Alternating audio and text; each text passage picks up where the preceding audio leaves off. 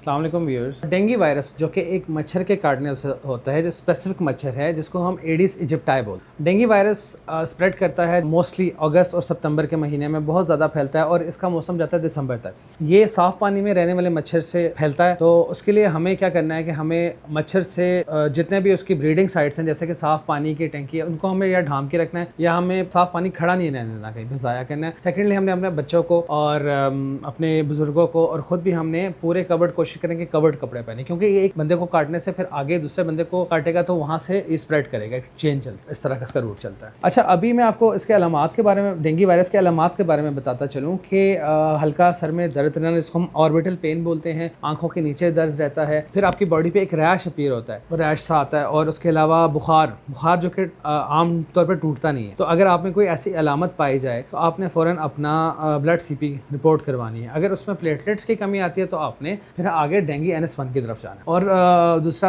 हमारी गवर्नमेंट मरीम नवाज साहिबा ने एक बहुत अच्छा स्टेप लिया है कि वो 90 रुपीज़ में एक पेशेंट का हर CP कर रहे हैं, ब्लड CP, डेंगू CP जिसको बोलते हैं। अच्छा जी, अगर डेंगू वायरस की हम ट्रीटमेंट की बात करें, इसका इलाज तो फिलहाल कोई इलाज नहीं है इसका। ये सारी मिथ्स हैं कि पपीते का जूस पीने से, पपीते के पत्तों का कावा पीने से डेंगू ठीक हो जाता है, ऐसा कुछ भी नहीं होता। ठीक है, आपने क्या करना है कि अगर आपको डेंगू की अलामात जाहिर होती है, आपने अपना टेस्ट करवाना है डेंगू का। सेकेंडली, आपने अपना ब्लड CP रिपीट करवाते रहना है, डेली आपने ब्लड CP करवाना है। बेशक ये है कि ये ट्रीटमेंट बेहतर ये है कि ट्रीटमेंट आपका किसी टर्शियरी केयर हॉस्पिटल में, क्योंकि वहाँ पे आपको ड्रिप लगेगी, आप में पानी की कमी, डिहाइड्रेशन नहीं होनी चाहिए। अगर डिहाइड्रेशन होगी तो आपकी बॉडी मजीद स्ट्रेस में आएगी और मजीद प्लेटलेट्स नीचे गिरे। डेंगू में मोस्टली प्लेटलेट्स नीचे गिरते हैं, इसकी वजह से हमें इंटरनल ब्लीडिंग स्टार्ट हो जाती है और इसकी कॉम्प्लिकेशंस आती है, हमारे गुर्दे खराब होना शुरू हो जाते हैं। तो आपने देखना है कि आपने अपनी हाइड्रेशन ठीक रखनी है और बॉडी स्ट्रेस में नहीं जानी चाहिए, और बेहतर यह है आप किसी टर्शियरी केयर हॉस्पिटल में अपना ट्रीटमेंट करवाएं।